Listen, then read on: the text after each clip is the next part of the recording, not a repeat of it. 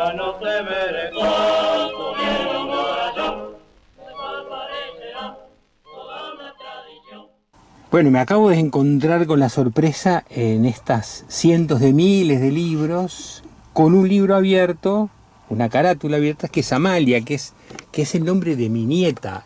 Así que bueno, este capítulo es todo una emoción familiar, de encontrarse con Amalia en el medio de este mundo de libros que mi hija y mi nieta estarían absolutamente maravilladas. Bueno, fuera de cámaras, yo automáticamente te dije, esto va a ser para polémica, riéndome. Parte de mi historia familiar es que la mitad mía es argentina. Mi madre nació en Argentina y por esos avatares su familia se vino para Uruguay, conoció a mi padre, se casaron, nacimos 3 hermanitos. Único pequeño problema, mi madre, su libro de cabecera era Amalia, de mármol, y tenía un discurso rotundamente antirracista, que se complementaba con una hipotética aura de tolerancia y de libertad en mi núcleo familiar para hablar un montón de temas, pero preferiblemente no se podía nombrar la palabra Perón. Por ende, yo fui educado con un sesgo profundamente unitario, profundamente antiperonista, y por avatares de mi vida, por el trabajo, empecé a cruzar a Argentina. Y ahí se dio un extraño milagro, que es que con las personas que yo tenía de alguna forma afinidad, resultó que eran todos peronistas. Algo que yo tenía un enorme prejuicio, como todo uruguayo. Me llevó muchos años empezar a acercarme a Forja, a Jaureche, a entender la historia de Uruguay no en clave balcánica, británica, sino que empezar a entender el concepto de patria grande. Y a partir de eso, bueno, me empecé a enterar de que, cosa increíble, había habido algún uruguayo que había tratado de entender el fenómeno peronista, que eran muy pocos, uno de los casos es Metol Ferré, ya los aciertos y los errores. Me pareció fascinante cómo había toda una historia nacional absolutamente sepultada, que era mostrar cómo la lucha de unitarios y federales, de colorados y blancos, era exactamente la misma pelea.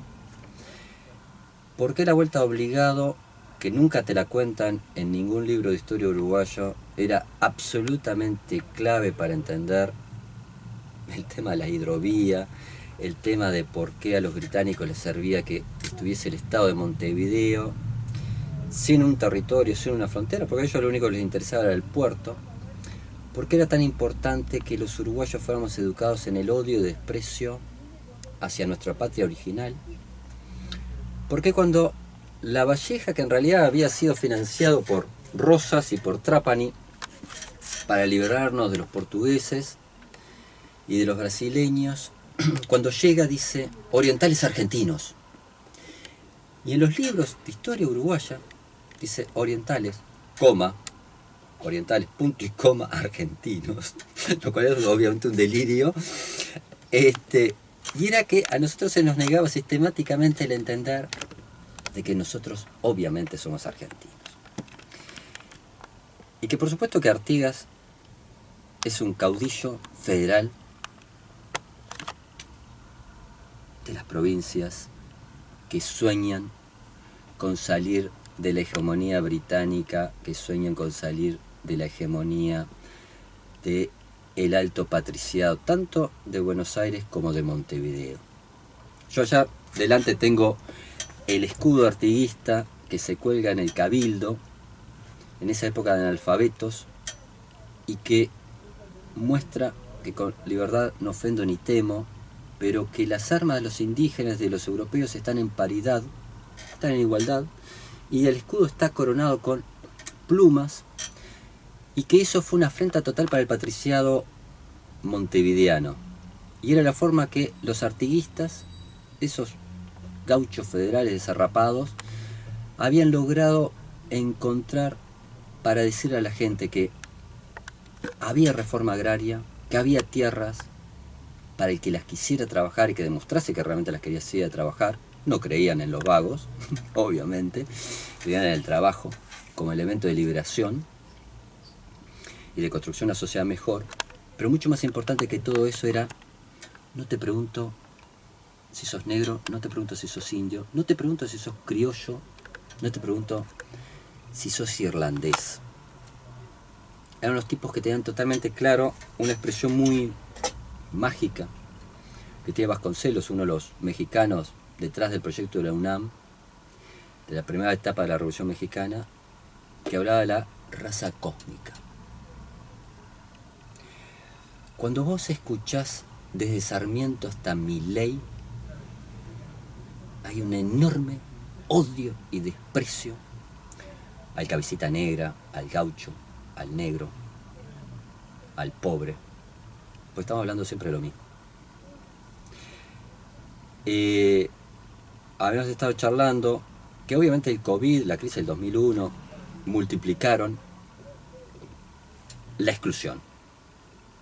La exclusión siempre estuvo. Es la historia de nuestras patrias. Nuestras clases dominantes dominan no solamente con un ejército de reserva, como se decía en el siglo XIX, sino con ese control biopolítico que es tirar gente realmente a la calle para mostrarte lo peligroso que es que vos te apartes de la norma. Por eso es tan central mostrar que no hay ningún ser humano que lo podamos dar por perdido. Yo te diría que es esa la idea. No hay ninguno que podamos dar por perdido.